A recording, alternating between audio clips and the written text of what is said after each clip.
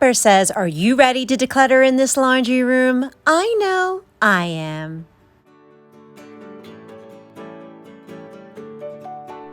Hello everyone and welcome back to A Hoarder's Heart. On this episode, I'm going to be talking about how to stop the messes from coming back. We've made amazing progress in this house. We've decluttered thousands of things, but something that I noticed was that the messes seem to come back. Now, in each room, they come back a little differently. Some take a little longer to refill. Some don't even refill that much. But for the case of the laundry room, it did take a year to get the clutter back, but the clutter came back in full force. And I really had to take the time to think, why? Why did this location have the messes come back to where we have goat trails again? We've been doing great with our decluttering. I've been making so much faster decisions on keeping or letting something go. And I have been really good at putting things away. So why in this space am I really struggling? And when I really thought about it, I came to the conclusion was my behaviors in this room is different from the behaviors from, let's say, the kitchen that I'm keeping clean and the master bedroom that I'm keeping clean. My behaviors look a little different in each room, and I need to take that moment to reflect on what behaviors occur in this space. Because for me, it's a lot easier to tweak an existing behavior or routine or pattern than to completely eliminate it and start it with something new. So that's what we're going to start to look at so that we can maintain the messes and prevent them from coming back so quickly. Now, today's goal is to clear out this walkway, eliminating the goat trail. Now, a goat trail is just a very small and narrow path, so you can just get by it, just like goats do on the mountain. I want to clear this space so when I'm carrying a laundry basket, I can freely bend and have space to do it. And I also want to point out, if you look at this, if I move this crate, this pile that's technically on the shelf is going to fall. So now I'm going to have to work on this area too. That way, when I move the crate, everything doesn't topple on top of me. Now it's time for me to look at the behaviors that I have in the laundry room, other than just doing the laundry.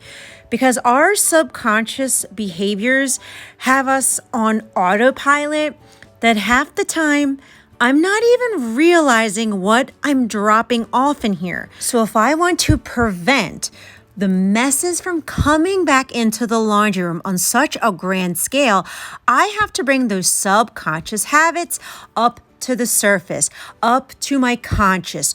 What am I doing in here? Well, this is my biggest drop-off zone because the laundry room is to the side, but it's connected to the garage and also the basement, but it's separated from the main part of the house. So with my overloaded schedule of working 7 days a week and my ADHD, I tried to put things away, but I don't complete the task of going all the way to the garage or all the way to the basement because normally I am in such a rush. And plus, things like outdoor stuff doesn't officially have a nice home yet in the garage. So the don't put it down, put it away kind of struggles a little bit if the item doesn't have a designated home, which is okay because we are working on that. But for the meantime, we can at least finish the task and bring it back to the designated area. So programmed in my subconscious is dropping it off in the laundry room because it's away from the main part of the house to take the clutter on its way to its destination. And then I'll get it later, which that later never happens. So to tweak the behavior so it doesn't get dropped off in the laundry room, I just got to be like, don't drop it here. It's only going to take you maybe 5 seconds to go to the garage, to put it in the gardening section, to put it into the recyclable bin. It's not going to take me that long to just drop it off in the designated area until we create those homes. And if we do this in a loving, positive way each and every time, that action is going to become a new subconscious habit. I'm going to automatically take it to the garage, take it to the basement, where I no longer have to catch myself to not drop it off in the laundry room. This is going to be a huge part in preventing the huge messes coming back into this space. It's just like baby step decluttering, except now we're baby step putting it away, baby step creating new homes for the items. This is how we modify a behavior so that it doesn't hurt as bad, because you have all seen the progress that we have made in the home. So what areas in your home are prone to the messes coming back again and again? Take a moment to look at what behaviors occur on a subconscious level every day in this room with this space. If it's a high traffic area, it definitely is prone to the messes returning. Or maybe you're subconsciously dropping and going in this area and not even realizing it.